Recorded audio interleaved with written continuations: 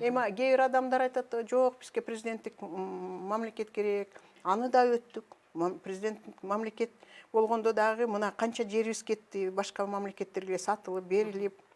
Бир адам чечкенде, мамлекетти бир адам чечкенде, дайыма ушундай терс көрүнүштөр боло берет. Бүгүн бизде 120 депутат бар.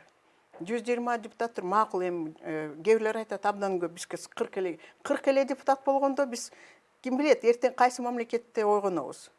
40 депутатты сатып алыш мындай эле да, жөн эле сатып алса болот. Особенно бизде депутаттыкка бизнесмендер барат да. Алар үчүн акча бул биринчи орунда турат.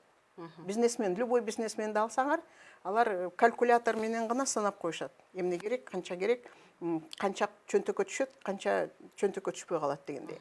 Ошон үчүн мен ойлойм 120нын ичинде жок дегенде 10 депутат болуп, 10 депутаттар чындыкты айтып турса, ошондо эл билет, ошондо элибиз дагы мындай мобилизация болуп, ошол депутаттар мобилизация болуп, любой проблеманы чечсе болот.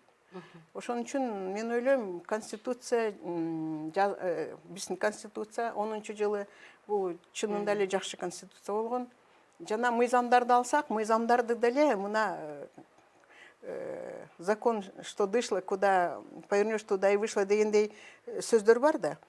Мыйзамды туура пайдаланса болот да. А бирок мыйзамда эмне далили жок, бир адам менден акча алып койду деп айтып койсо эле түрмөгө тыгып салыш керекпи?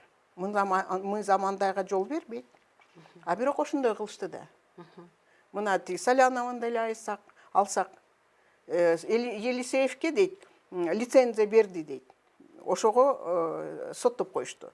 А лицензияны бербегенге Салянованын жоопкерчилиги укугу жок болчу да. А бирок аны бийликтегилер отургузабыз дешти, отургузушту. Жөн эле отургузуп коюшту.